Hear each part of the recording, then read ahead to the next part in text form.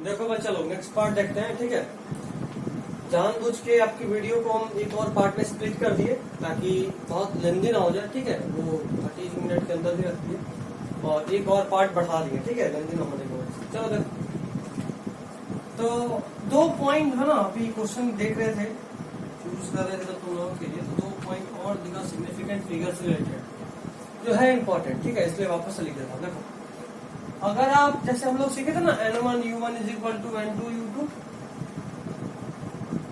किसी एक नंबर को किसी एक सिस्टम से किसी दूसरे सिस्टम में कन्वर्ट करना, ऐसा हम लोग सीखे हैं क्लास में। तो उसके लिए रूल है कि जब भी हम किसी नंबर को एक सिस्टम से दूसरे सिस्टम में कन्वर्ट करते हैं तो उसमें नंबर ऑफ सिग्निफिकेंट डिजिट नहीं बदलते। जितना सिग्निफिकेंट डिजिट पहले था उतना ही सिग्निफिकेंट डिजिट बाद में भी रखते हैं। ठीक है, तो ये एक इंपॉर्टेंट पॉइंट है। नेक्स्ट, ये वाला लाइन पूछेगा तो डायरेक्टली पूछेगा, ऐसे ही पूछेगा क्वेश्चन में कि pure number has, first option infinite significant digit, second epsilon naught defined significant digit, इस तरह से। एंड नॉट डिफाइंड, कितना प्योर नंबर में कितना सिग्निफिकेंट डिजिट होता है, तो you can say not defined, तो ज्यादा बेहतर होता है आंसर नॉट डिफाइंड। बट अगर ये ऑप्शन में नहीं रहे तो गो फॉर इनफाइनाइट। ठीक है, तो ये पूछेगा, डायरेक्ट पूछेगा थ्योरी के फॉर्म में, pure number has how many significant digit, first infinite या फिर नॉट डिफाइंड या फिर कुछ भी और 2 ऑप्शन देगा, इस तरह से। But answer is best is not defined and if this is not in the option then go for infinite. Okay, चलिए अब क्वेश्चन देखते हैं। रिलेटिव एरर का क्वेश्चन है। रिलेटिव एरर ए में दिया हुआ है, बी में दिया हुआ है और सी में दिया हुआ है। ठीक है, सब में रिलेटिव एरर दिया हुआ है और बोल रहा है कि एक नंबर है p which is defined as a square bc। ठीक है, इसमें कितना रिलेटिव एरर होगा। तो जब भी हम लोग इस तरह का तो पढ़े ही हुए रूल में, जब भी स्क्वायर के फॉर्म में हो तो फिर किसको कैसे करते हैं, तो del p by p is equal to power into del a by a plus del b by b plus del c by c। क्योंकि इस दोनों का पावर 1 है इसलिए सीधा डेल b बाई b और डेल c बाई c कर ली। ठीक है, this whole of it is called as relative error. इस पूरे को रिलेटिव एरर बोलते हैं। तो कोई टेंशन नहीं, हमको तो डेल p बाई p का वैल्यू निकालना है, सीधा से इसको सॉल्व कर देंगे। Del a by del a हमको दिया होगा है ना, del a by a is relative error of a, कितना दिया है 0.1, इंटू कर दिए 2 से पावर से, है ना। Next is del b by b दिया हुआ है 0.2, add and then del c by c दिया हुआ है 0.4। रिलेटिव एरर दिया हुआ है, रिलेटिव एरर का फॉर्मूला बार बार देखें, डेल p बाई p, है ना, चेंज बाय एक्चुअल नंबर या रियल नंबर या रियल वैल्यू। तो जो भी change by real value, relative error p निकालना था, निकाल लिया। उसी तरह इस बार हमें मेजरमेंट के फॉर्म में दिया हुआ है। देखो, अगर रिलेटिव एरर या परसेंटेज एरर आपको दिया हो, ठीक है, तो आप डायरेक्टली ट्रिक यूज कर सकते हो। जैसे इसमें ट्रिक क्या होगा बताए थे, पावर सबका एरर ऐड ही तो होता है और अगर पावर आ तो पावर इनटू हो जाएगा। तो 2 इंटू 0.1 0.2, बाकी सबका पावर ऐड कर दो, 0.2 0.2 0.4 प्लस 0.4 0.8 इज द आंसर। ठीक है, तो जब भी रिलेटिव एरर या परसेंटेज एरर दिया है, मैंने आपको जो ट्रिक बताया था कि डायरेक्टली आप मल्टीप्लाई करके ऐड कर लीजिए, पावर अगर रहे तो डायरेक्टली वो काम आएगा। कब, जब रिलेटिव एरर दिया हो या फिर परसेंटेज एरर दिया है। माइंड इट, अगर आपको इस फॉर्म में दिया है, यहाँ आपको रिलेटिव एरर नहीं दिया, आपको मेजरमेंट ही दिया है। अगर इससे आपसे पूछने चला इसका रिलेटिव एरर बताओ तो क्या बताओगे, 0.1/6, this is the relative error. और परसेंटेज एरर पूरे तो पूछे तो इसी में 100 से इंटू कर देंगे। ठीक है, तो ध्यान रखने वाला बात यह कि जब भी इस तरह का हो ना, never go by trick directly, इसमें धोखा हो सकता है, खासकर जब मल्टीप्लाई डिवाइड हो पावर के साथ। तो ऐड या सब्ट्रैक्ट तो फिर भी चलता है, ऐड या सब्ट्रैक्ट फिर भी चलता है, बट मल्टीप्लाई डिवाइड में कभी नहीं, ऐड सब्ट्रैक्ट में कर देना चलेगा। ठीक है, तो देखो a दिया हुआ है 6 प्लस माइनस 0.1 मेजरमेंट है, b दिया हुआ है 4 प्लस माइनस 0.2, और उसके बाद आपसे 2 नंबर में एब्सोल्यूट और परसेंटेज एरर पूछ रहा है, वो है c में और d में। c डिफाइंड कैसे होता है, a प्लस b से c निकलता है।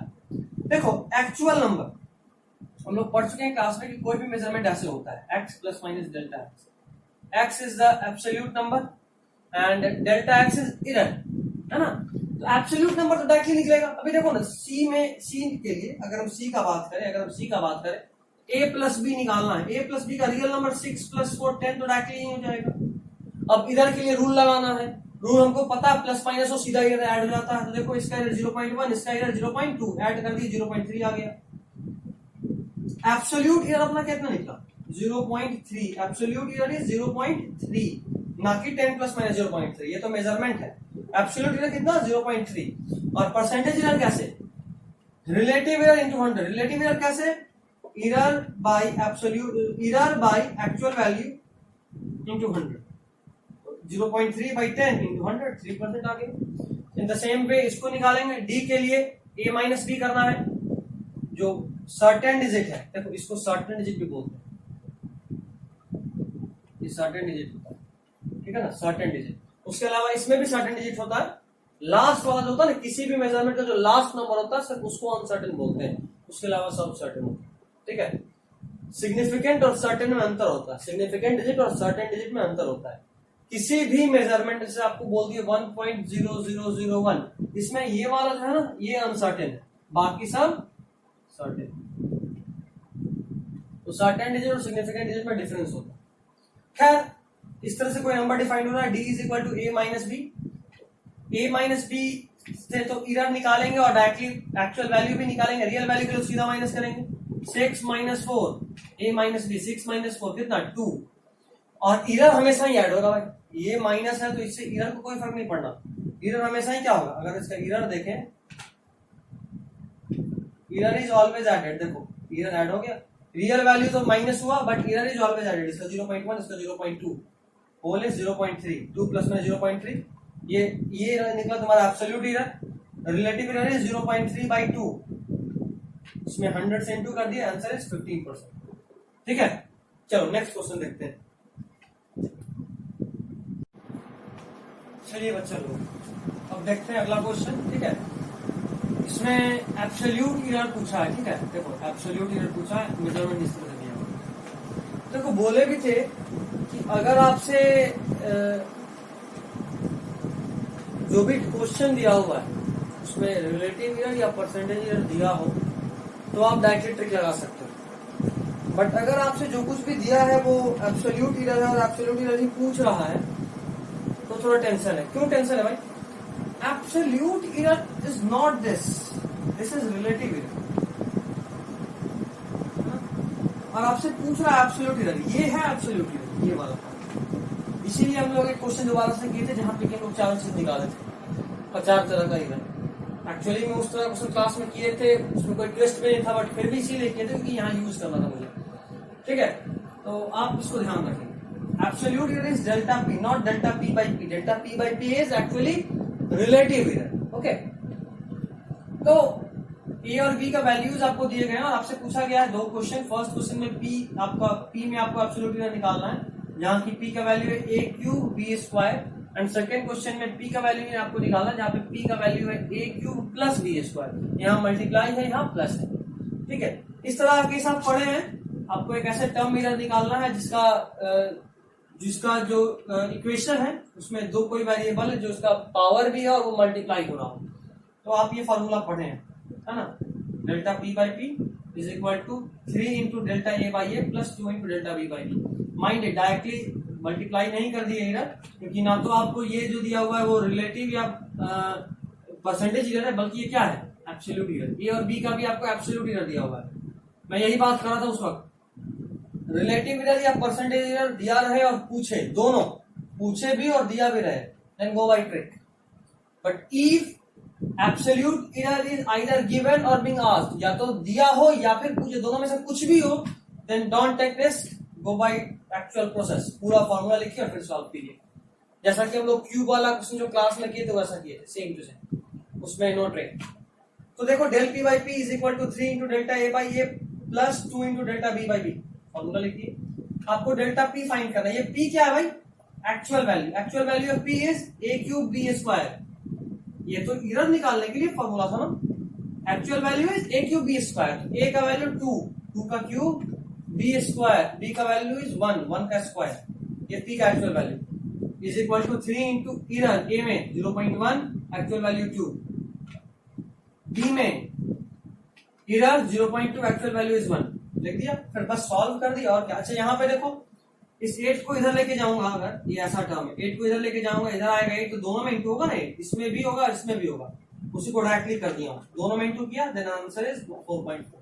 ठीक है। Next, this is very important type only for JEE Mains. ये अगर पूछना होगा तो या तो मेंस में पूछेगा या एडवांस में पूछेगा। ये गलती से भी मेडिकल में नहीं आना, बोर्ड में नहीं आना।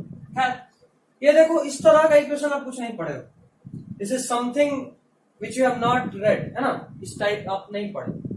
तो जब भी आपको कोई अननोन टाइप दिखे, अननोन जिसका आप नहीं पढ़े हो, क्योंकि आप तो बस 4 तरह का एरर नहीं पढ़े, बट अगर कुछ अननोन दिखे तो क्या करते हैं? देखो यहां जो वेरिएबल दिख रहा है बी, ए और बी, 3 वेरिएबल दिख रहा है, इसके अलावा किसी और के रिस्पेक्ट में उसको डिफरेंशिएट कर देते हैं। माइंड इट, जब हम लोग डिफरेंशिएशन पढ़ रहे थे तब हम लोग ये बात किए थे कि delta is change, delta y by delta x is ratio of change. अगर ये चेंज बहुत छोटा हो then this delta is converted into d, differential. Delta y by delta x को ही हम d y by d x लिख सकते हैं। कब? जब ये डेल्टा, ये चेंज बहुत छोटा हो जाए। मीन्स कि ये क्या था, डेल्टा वाई चेंज इरर, वही तो कर रहे हैं हर जगह, तो डेल्टा इज इरर, है ना। तो एक बात और यहीं से एक माइंड में रख लो कि हम लोग डिफरेंशिएशन से इरर भी निकालते हैं, डिफरेंशिएशन से इरर भी निकालते हैं, डिफरेंशिएशन से इरर भी निकालते हैं। ओके, तो देखो जब भी कुछ अननोन हो, जैसे इस बारे में भी बताए थे कि जो 4 लोग क्लास में पढ़े थे वहां भी बताए थे आपको कि एक्चुअल जो उसका डिराइव होता है वो कैलकुलस से, डिफरेंशिएशन से होता है ना। तो नॉर्मली 4 टाइप में तो हमें जरूरत ही नहीं पड़ा, बट अगर जरूरत कभी पड़ जाए तो क्या करेंगे? देखो क्या करेंगे, वही वाला है एक नया टाइप जो कि हाई लेवल बता रहा हूं मैं। ठीक है, जो है उसके अलावा कोई एक वेरिएबल पकड़ लीजिए, उससे डिफरेंशिएट कर दीजिए, कुछ भी, ए बी, ए है, बी है, पी है, इसको छोड़ के आपको जिसके रिस्पेक्ट में डिफरेंशिएट करना आप कर लीजिए, कोई दिक्कत नहीं। तो हमने इसे डिफरेंशिएट किया, देखो टी के रिस्पेक्ट में, यूं ही बस मान लिए, ऐसे भी इसको कोई काम नहीं, बस मान लिए dp by dt is equal to d by dt of a cube plus d by dt of b square। Differentiate कर दिया। अभी देखो तो ये डिफरेंशिएट होगा नहीं होगा, यूं ही लिख दिया। अच्छा ये डिफरेंशिएट होगा, हो सकता है चेन रूल लगाऊंगा तो ना, ये भी चेन रूल लगाऊंगा तो होगा, बट हमें डीपी चाहिए तो डिफरेंशिएट क्यों करें, हमें तो इन सब में चाहिए और उसी को ऐड कर देना है। तो चेन रूल लगाए तो डी बाई डी टी, ये दोनों सेम नहीं है वेरिएबल, तो चेन जो चाहिए वो लिख दिए और उसी से मल्टीप्लाई कर दिए, ये चेन रूल था। आगे से देखो माइंड में सीधा रखना, सीधा माइंड में रखना कि हम सीधा डिफरेंशिएट कर देंगे। देखो आगे हम सॉल्व एक बार किए हैं बट सीधा डिफरेंशिएट करते हैं, भले ही अलग अलग दिख रहा बट फिर भी आप डिफरेंशिएट कर दो, क्या आएगा? इसको ए मान लो, खुद से लिख दे तो क्या होगा, 3a स्क्वायर, 3 बाहर, a का पावर 3 माइनस 1 a स्क्वायर। उसके बाद क्या करो ना कि जो यहाँ है उसको ऊपर लिखो और जो नीचे है उसको लिखो, ये वाला बात आगे आ जाएगा। देखते हैं, देखो ऐसा हो गया, चेन रूल लगाए तो D by D A cube into D A by D T, ये दोनों कट जाएगा तो बात वही है D A cube by D T, तो कोई टेंशन नहीं, सेम ही रह गया। उसी तरह इसको भी कर दिए। अब डिफरेंशिएट किए, देखो अच्छा डिफरेंशिएट करने से पहले क्या किया ना, ये कटेगा क्या दोबारा, ए डिफरेंशिएट होगा नहीं होगा, ये भी डिफरेंशिएट नहीं होगा। आप एक काम करो ना, एक बार आप टी लिखे थे, इसको विजुअलाइज करने के लिए आप उस टी को हटाइए, आपको उस टी का कोई काम नहीं, ये तो आप अपने से माने थे, आपको इसका कोई काम थोड़ा ना तो क्वेश्चन में इसका यूज है और ना इसका काम है, आप खुद से माने थे ताकि आपको ज्यादा समझ में आए। तो आप इसको हटा दीजिए, देखो dt हटा दिए, ये दोनों प्लस में है तो यहां से कॉमन निकालेंगे dt और सीधा कट जाएगा, मैंने डायरेक्टली काट दिया है। ठीक है, उसके बाद क्या बचा, देखो ये डिफरेंशिएट होके आ गया 3a square da by dt तो कट गया ना, 3a स्क्वायर da प्लस ये डिफरेंशिएट होगा तो क्या बनेगा 2b, 2 बाहर, b का पावर 2 माइनस 1 1 लिख दिया और ये बच गया, ये तो कट ही गया था, लिख दिया। अभी देखो तो ये dA is actually what, dA और dB इज क्या है, ये दोनों इरर्स हैं। अभी बताया change error same thing, differentiation से इरर भी निकलता है। तो अब क्या, तो सिंपल है सॉल्व करना, ये आपको निकालना था, लिख दिया d इज डेल्टा p, अगर चेंज बड़ा हो तो, है ना, 3 का a का वैल्यू इज 2, उसका स्क्वायर है 2 square into da is error in a 0.1 multiply किया प्लस 2 इंटू b का वैल्यू 1 इंटू इरर इन b 0.2 इंटू किया, उसके बाद बस सॉल्व करिए 1.6 का आंसर। ओके, तो ये एक नया पैटर्न था, only for JEE Mains and advance, not for NEET or boards. Okay, चलिए अगला क्वेश्चन देखते हैं।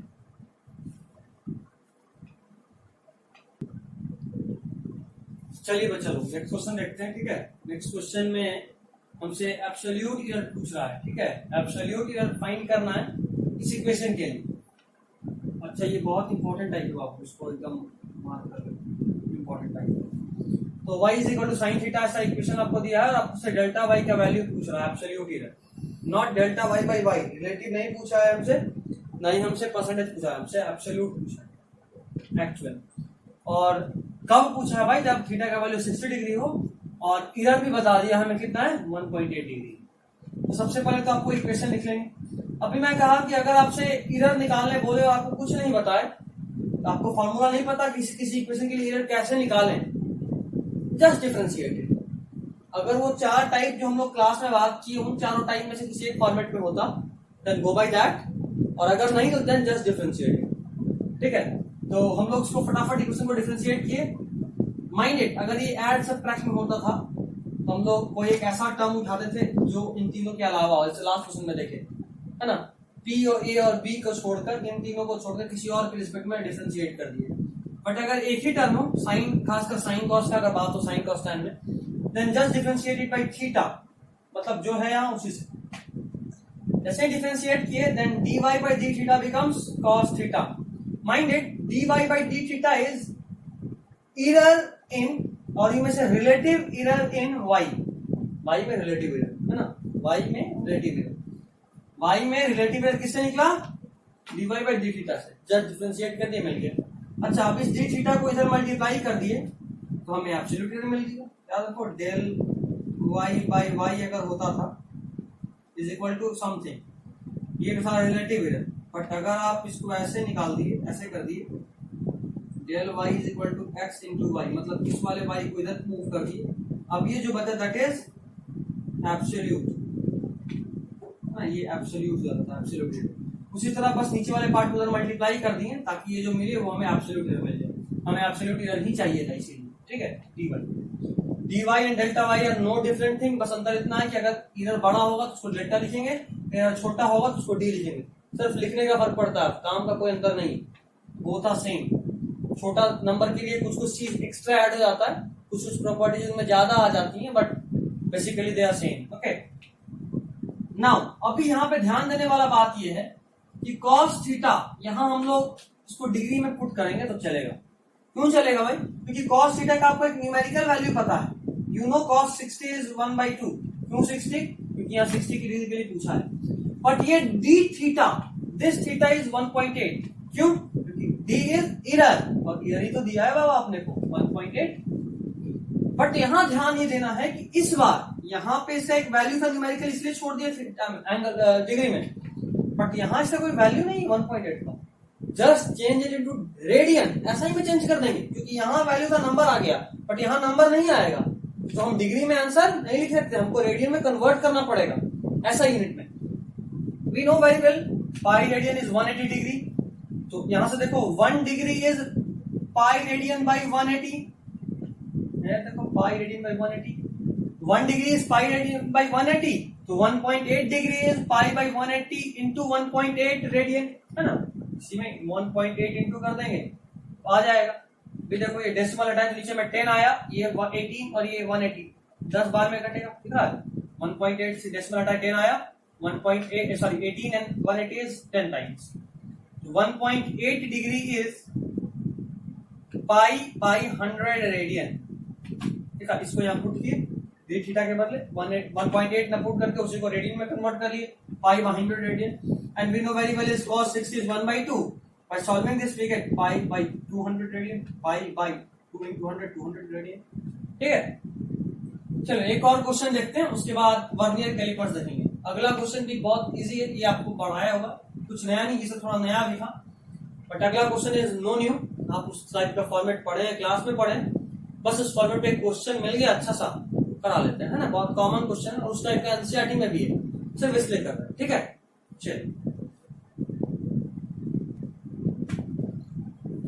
चलिए बच्चा लोग नेक्स्ट क्वेश्चन देखते हैं, ठीक है।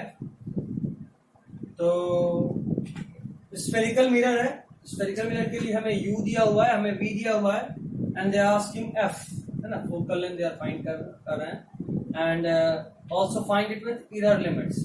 तो तो चलिए एक्चुअल फार्मूला हमें पता है 1/f = 1/u + 1/v। ये फॉर्मेट हम लोग पढ़े हुए हैं, है ना, लास्ट फॉर्मेट था ये। जब भी ऐसा होता था तो इसमें एरर निकलता था del f/f² = del u/u² + del v/v²। Mind it, ये सब जो कुछ भी है सब कैलकुलस से डिफरेंशिएशन से निकलेगा, बट हम लोग जब याद किए तो क्यों करें, उतना सीधा निकालते हैं। देखो यहाँ पे हमें ये तो निकालना है ना, del f, और यहाँ पे ये हमसे पूछा है ना, नहीं हम तो दोनों ही पूछा है। तो एफ निकालना कौन बड़ा बात है, एक्चुअल फोकल लेंथ निकालना कौन बड़ा बात है, ये तो आपको पता ही है। ये भी आपको पता है, यू का एक्चुअल वैल्यू इज 20, वी का एक्चुअल वैल्यू इज 60। सॉल्व कर लिया, एफ आ गया 20 सेंटीमीटर, बस यहाँ पुट कर लेंगे। डेल यू आपको पता है 0.3, यू आपको पता है 30, वी का में डेल वी पता है 0.6 और वी पता है 60। सबको सब्स्टिट्यूट किए, सॉल्व करने पे डेल एफ का वैल्यू आ गया 0.2। अब आपको पता है कोई भी मेजरमेंट लिखते हैं तो x ± डेल्टा x के फॉर्म में लिखते हैं। x is actual is 20 ± delta x is absolute here 0.2 हो गया बस। और ठीक है, इसके बाद हम लोग वर्नियर कैलिपर्स और थोड़ा सा स्क्रू गॉज देखेंगे, थोड़ा सा क्या जितना काम उतना देखेंगे। चलिए अगले लेक्चर में अब देखते हैं वर्नियर कैलिपर्स, ठीक है। ज्यादा लंबा लेक्चर हो जाएगा क्योंकि अगर 1 मिनट मिला लेंगे तो वो भी जाएगा कम से कम 15 से 20 मिनट। चलिए आज के लिए इतना ही, अगले लेक्चर में देखते हैं।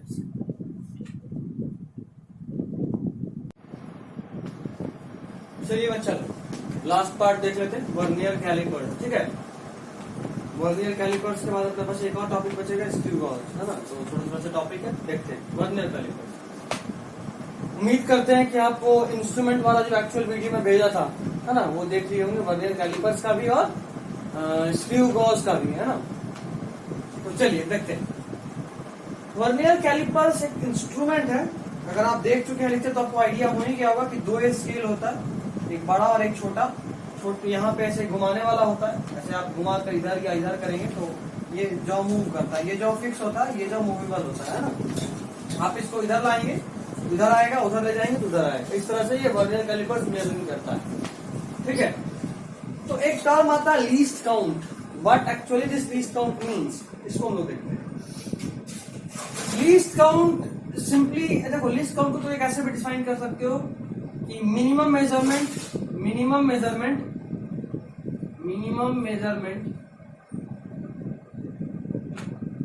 which can directly be taken from an instrument,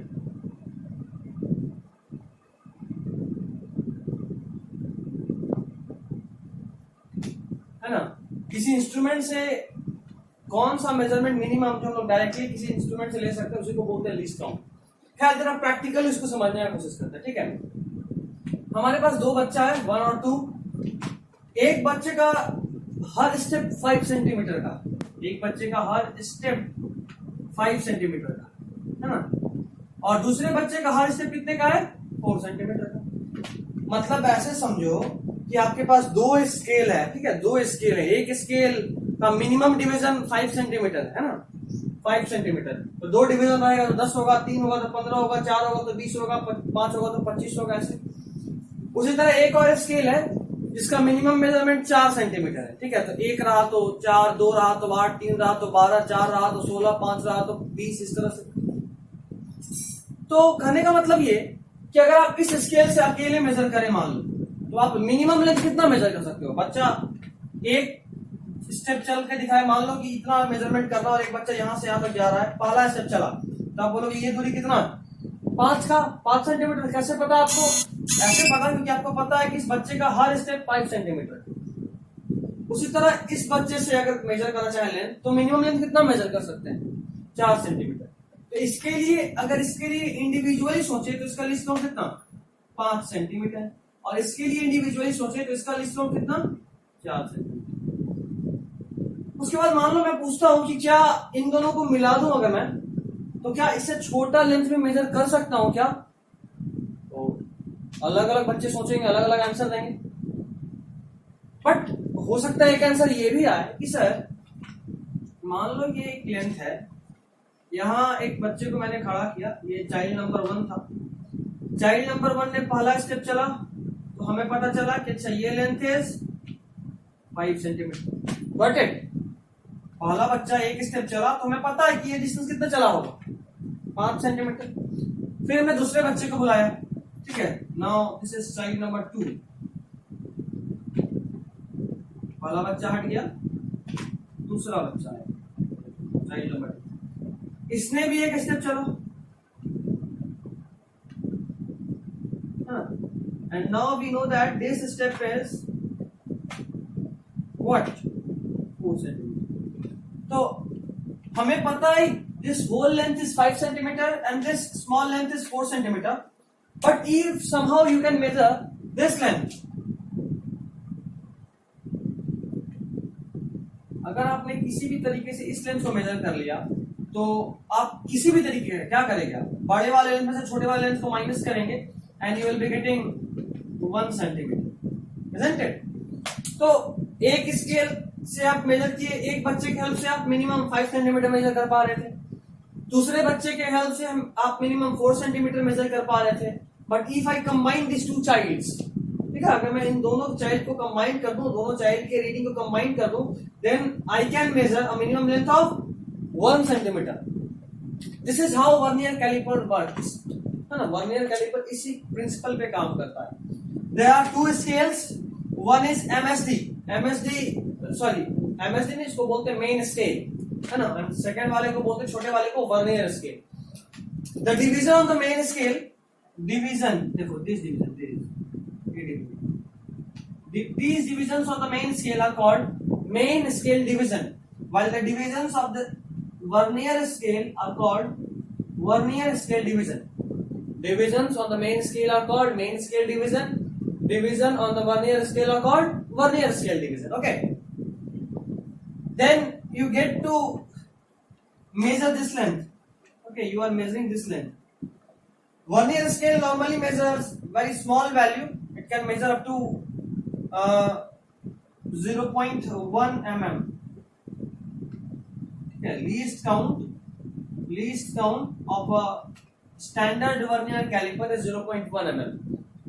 And इस क्वेश्चन में तो हम लोग डाटा भी असाइन लिए, स्टैंडर्ड वाला 10 VSD is coinciding with 9 MSD, so that you can get standard data for vernier scale. But अगर आपको मान लो कभी ना दिया हो तो आपको ये याद रखना है कि least count of a standard vernier scale is 0.1 mm. Okay, no need, इतना काम भी नहीं, यही रहेगा आपके लेवल पे, ठीक है।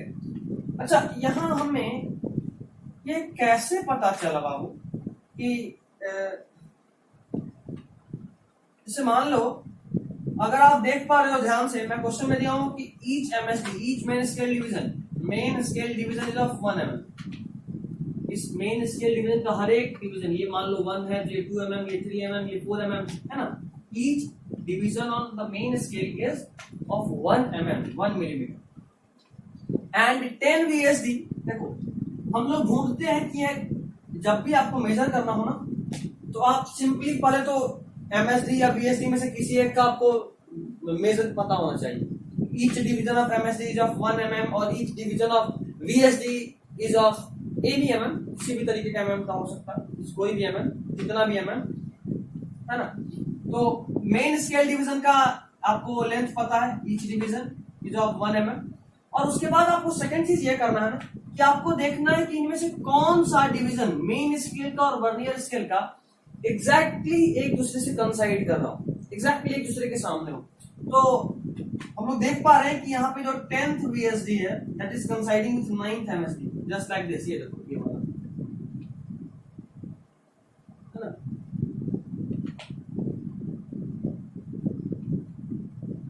टेंथ VSD, मान लो ये VSD का कौन सा वाला डिवीजन है 10, और ये MSD का कौन सा वाला डिवीजन है 9। ऐसा हमें क्वेश्चन बोल रहा है, 9 MSD is coinciding with 10 VSD। तो आपको ये सोचना है कि अच्छा, मतलब इसका इतने सारे बात का मतलब, ये कंसाइडिंग का मतलब ये,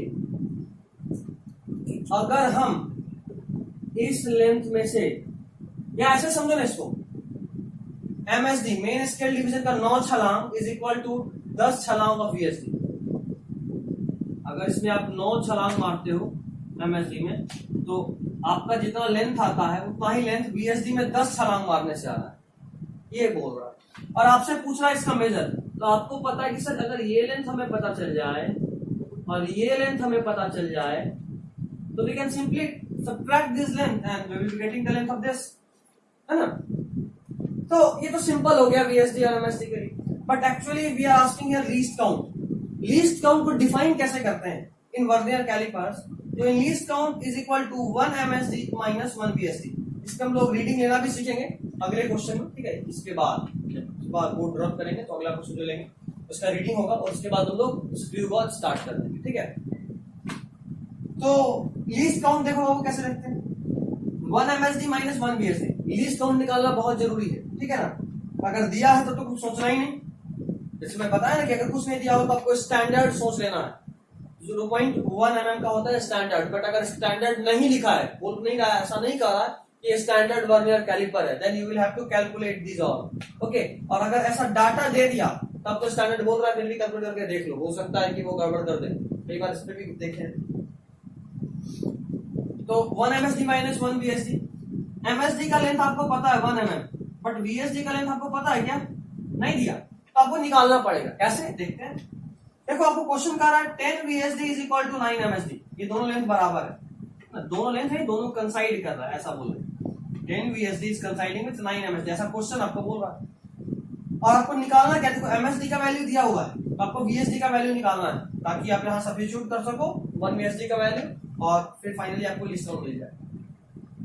कई बार आपको VSD दिया होता है तो वहां पे आप इस तरह से MSD निकालेंगे, ठीक है। और उसके बाद यहाँ सब्स्टिट्यूट करेंगे MSD की जगह पे और सबट्रैक्ट कर लेंगे 1 MSD minus 1 VSD। Mind it, this is always true. कभी भी ऐसा नहीं होगा कि VSD दे दिया तो 1 VSD माइनस 1 MSD कर दिया, नहीं। लिस्ट काउंट का definition is 1 MSD minus 1 VSD। Next is 10 VSD is coinciding with 9 MSD। तो 1 VSD is equal to 9, ये वाला 10 को इधर लेके आए तो 9 by 10 MSD। इसको हम लोग लिख सकते हैं 1 VSD is equal to 0.9 mm। कैसे लिख दिए 0.9 mm? 0.9 MSD तो समझ में आ रहा है ना, and 1 MSD is equal to 1 mm। ये हमें पता है, क्वेश्चन में दिया इसलिए, तो हमने MSD के लिए mm सब्स्टिट्यूट कर लिया। Then 1 VSD comes out to be 0.9 mm, जिसे हमने यहाँ पुट कर दिया। देख पा रहे हो आप, 1 VSD जगह हमने पुट किया 0.9 mm and the answer is 0.1 mm, ठीक है। तो आपको ध्यान ही देना है कि least count is 1 MSD minus 1 VSD। Least count निकालने के लिए सबसे पहले तो आपको ये कंसाइडिंग देखना होगा, कौन किससे कंसाइड कर रहा है, which division of main scale is coinciding with which division of vernier scale, okay. It is very important यहाँ भी, and in subsequent questions when we will be taking readings then there too you will be needing this concept. आपको वहां पे भी ये कंसाइडिंग जरूरी देखना होगा, ओके। नेक्स्ट, इसी डाटा के लिए for the same data we are taking one more question, okay, and here we are asking zero error। first of all, what is zero error? Zero error को हम लोग ZE भी लिखते हैं, ZE is also called zero error। zero error का मतलब क्या? zero error का सिंपली मीनिंग होता है कि देखो ये जॉ तो मूवेबल है, ये जॉ फिक्स है, ये जॉ मूवेबल है। जब आप इसको मूव कराते करते देखो इधर से स्क्रू होता है, अगर आप वीडियो देखे होंगे तो आपको समझ में आया होगा, यहाँ से आप स्क्रू से इसको मूव कराते हो। अगर मूव कराने के बाद दोनों जॉ जब सेट गया, when both the jaws are in close contact, then the zero of the main scale must be coinciding with zero of vernier scale। देखो zero of vernier scale is coinciding with zero of main scale, इस point पे देखिए, है ना। इसका भी zero और इसका भी जीरो, दोनों का आमने सामने, जस्ट कंसाइडिंग। अगर दोनों का जीरो एकदम कंसाइडिंग है, then you will be saying that zero error of the instrument is zero। मतलब इसमें कोई जीरो एरर नहीं है, इसमें कोई भी एरर नहीं। एक कंडीशन ये भी हो सकता है कि वर्नियर स्केल का जीरो राइट में हो मेन स्केल की जीरो से। देखो मेन स्केल का जीरो यहां, देखो इस पॉइंट, एंड वर्नियर स्केल का जीरो इस पॉइंट पे, तो दोनों का जीरो कंसाइडिंग नहीं है। Then you will be saying, अगर राइट में रहा, देखो अगर वर्नियर स्केल का जीरो राइट में है, then you will be saying it as positive error. आपसे क्या बोलोगे? Positive error. मतलब ये कि जो भी मेजरमेंट आएगा वो एक्चुअल से ज्यादा होगा, ठीक है। देखते हैं। देखो बड़े वाले स्केल का अगर रीडिंग देखें हम लोग, बड़े वाले स्केल का रीडिंग ये देखो, ये यहाँ से शुरू हुआ यहाँ तक जाएगा ये वाला, और ये आप देख पा रहे हो क्वेश्चन में कि 9th reading of the main scale is coinciding with 9th reading of vernier scale. ये आप साफ साफ देख पा रहे हो, दोनों कंसाइड कर रही है, देख पा रहे हो, both are coinciding. 9th reading of the main scale is coinciding with 9th reading of vernier scale. तो आपको पता है कि लास्ट में यहां भी 9 है, यहां भी 9 है, जो कंसाइड कर रहा है, and this is 0 of main scale and this is 0 of vernier scale. तो अगर आप इन दोनों में से ये लेंथ को सब्ट्रैक्ट कर दोगे, बड़े वाले से छोटे वाले को सब्ट्रैक्ट करोगे, then this is the length. ये वो लेंथ है जो इरर है ना, क्योंकि दोनों अगर सामने सामने होता तो फिर इरर नहीं होता। बट यहां पे देखो एक दोनों सामने सामने नहीं है, तो जितना डिस्टेंस से शिफ्ट कर गया है 0, दैट इज कॉल्ड इरर। तो कैसे निकालेंगे भाई 0 इरर?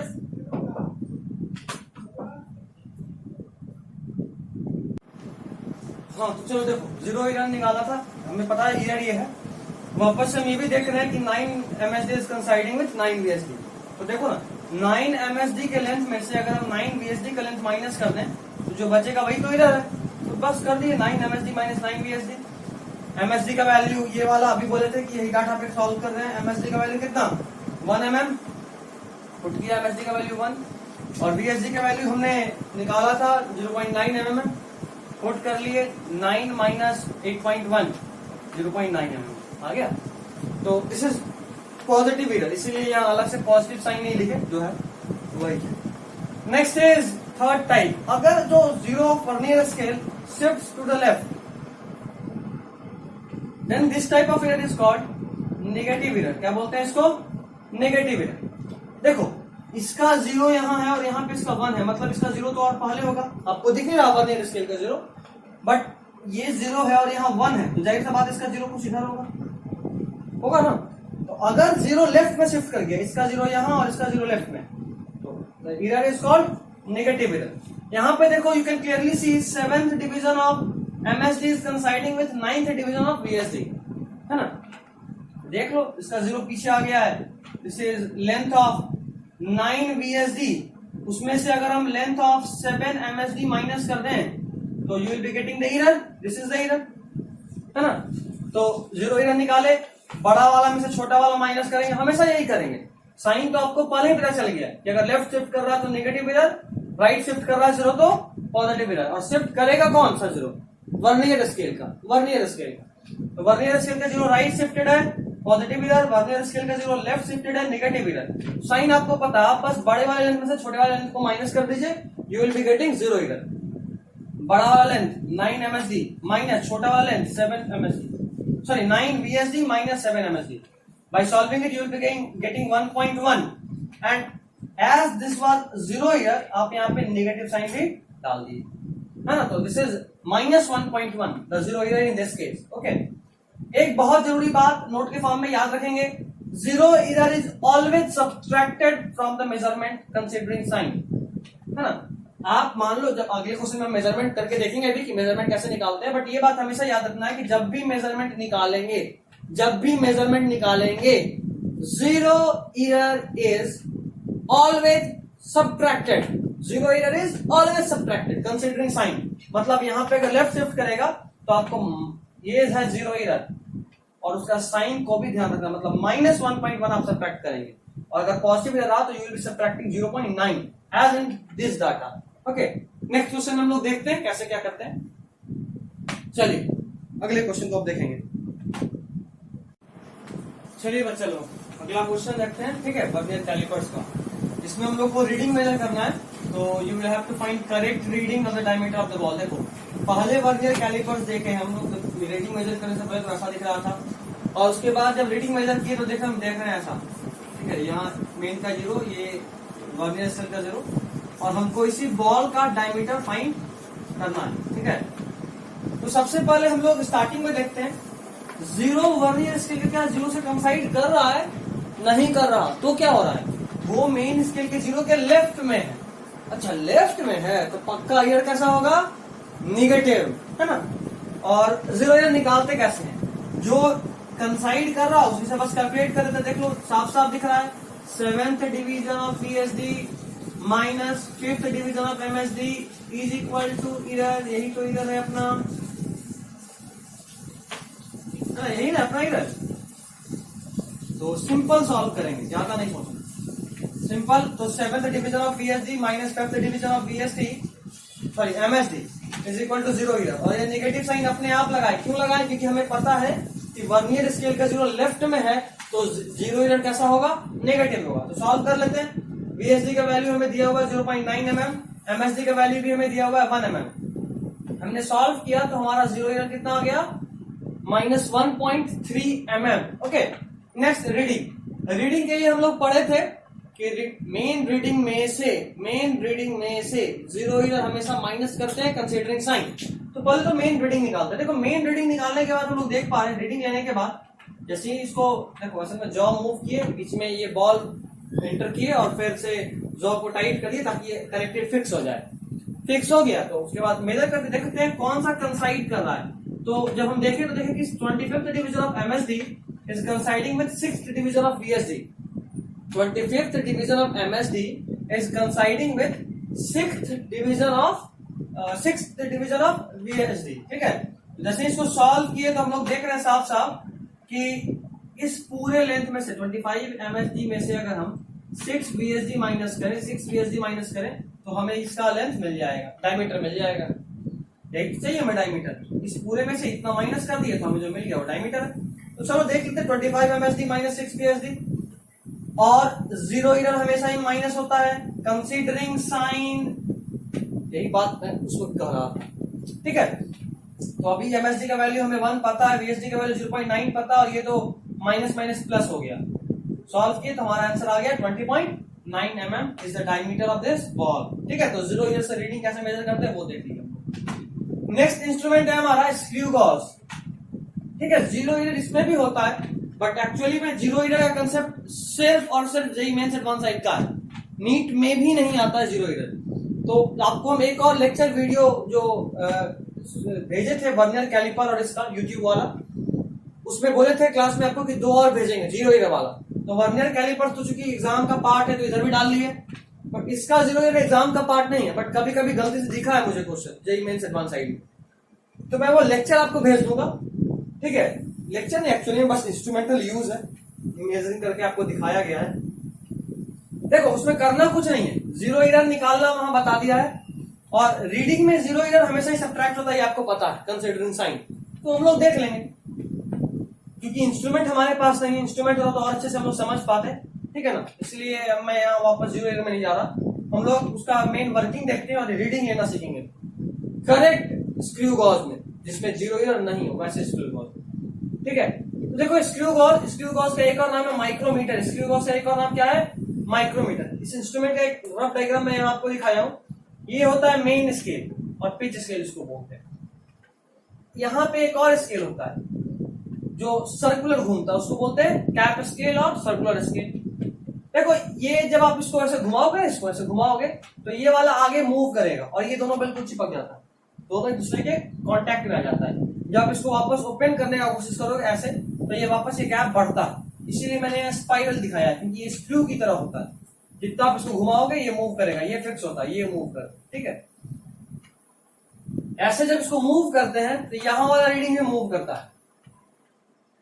जब हम इसको ऐसे मूव करते हैं तो ये जो कैप स्केल या सर्कुलर स्केल का रीडिंग है वो सर्कुलरली मूव करता है ऐसे, और ये वाला धीरे धीरे देखो घुमाते हैं तो ये आगे भी बढ़ता है, ये घूमता भी है और ये आगे भी बढ़ता है। ये घूमता भी है कौन?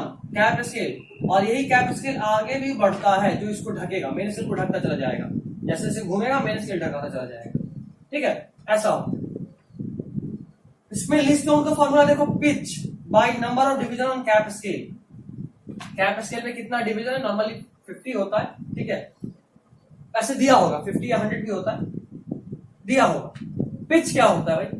तो जब आप इसको मान लो, एक बार देखो, अभी ये लाइन, ये जो मेन लाइन है इससे 0 कंसाइड करा, ये जो 0 दिख रहा है ना आपको, ये वाला लाइन, ये लाइन इसमें फिक्स नहीं है, ये अलग है, ये वाला लाइन इसका है, पर दोनों एक दूसरे के सामने है। आप इसको घुमाओगे तो ये 0 मूव करेगा ऐसे, और एक राउंड घुमाने के बाद, अभी बताया कि जब इसको आप घुमाते हो तो ये गोल भी घूमता है और ये आगे भी बढ़ता है।